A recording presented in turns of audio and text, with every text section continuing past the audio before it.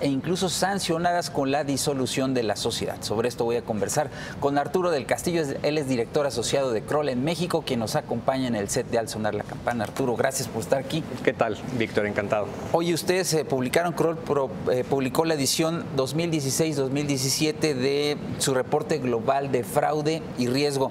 La pregunta que tengo para ti es, ¿qué revela en cuanto a la industria del soborno y corrupción en México?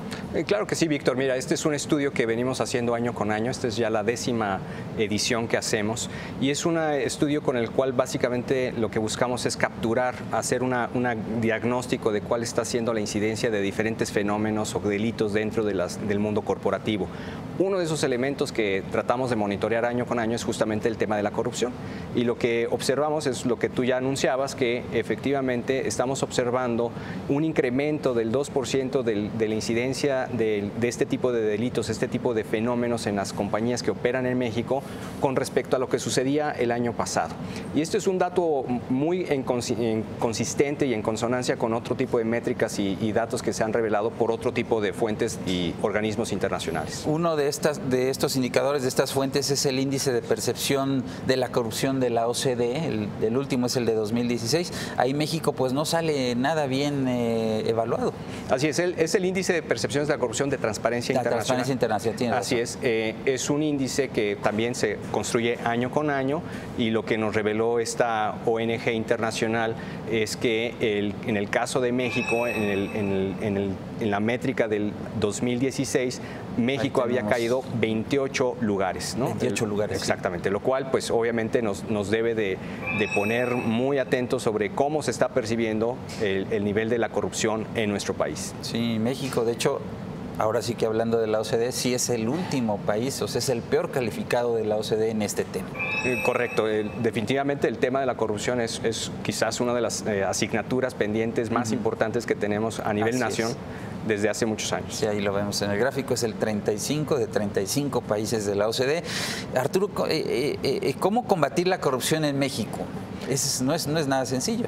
No es nada sencillo, evidentemente el problema de la corrupción es un problema sistémico, es un problema que ya rebasa por mucho la eventual capacidad de actores aislados, de ahí que haya sido necesario crear y concebir todo un sistema nacional anticorrupción que busque una serie de pesos y contrapesos entre diferentes autoridades e instituciones y que claramente reclama la participación de una manera más activa de todos los actores sociales, sociedad civil, iniciativa privada, gobiernos, en fin, cualquier mano en este momento es bien importante para precisamente revertir esta tendencia tan nefasta y tan desastrosa que estamos teniendo en el país. Una de las medidas novedosas del sistema es esta parte del artículo 25 de la Ley de Responsabilidades Administrativas que prevé multas, castigos a las empresas que se involucren en actos de corrupción, pero creo que las empresas no están enteradas, ¿no? La verdad es que lo desconocen. ¿Cómo saber por parte de las empresas que hay medidas que tienen que instrumentar para que no se vean precisamente involucradas en este tipo de actos? Es correcto. Una de las novedades que tiene todo el Sistema Nacional Anticorrupción y todos los cambios y reformas que se han venido implementando para dar origen a este sistema está justamente lo que mencionas, y es el hecho de que las compañías en México, las organizaciones, las empresas en México ya tienen responsabilidad penal ante potenciales eventos de cohecho o de corrupción. ¿Eso qué quiere decir? Eso quiere decir que si una compañía es identificada, detectada como participante de algún evento de corrupción, puede perfectamente ser sancionada. Y las sanciones, como tú bien lo dices, Víctor, pueden ir desde la congelación de activos, cuentas bancarias, hasta incluso decretar la desaparición de la sociedad, de la organización.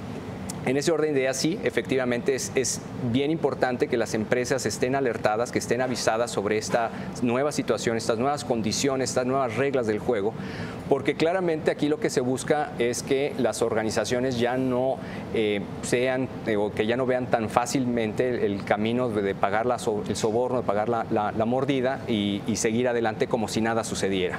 El espíritu de la ley, el espíritu del Sistema Nacional Anticorrupción es justamente tratar de poner diques truques a estos comportamientos, a estas conductas que claramente pues son ajenas y son ausentes de toda política de Estado de Derecho. Va a ser una labor muy importante la que hagan empresas como Kroll, consultores como Kroll, para que las empresas precisamente se enteren de estos riesgos que están asumiendo ahora en el marco del nuevo sistema anticorrupción.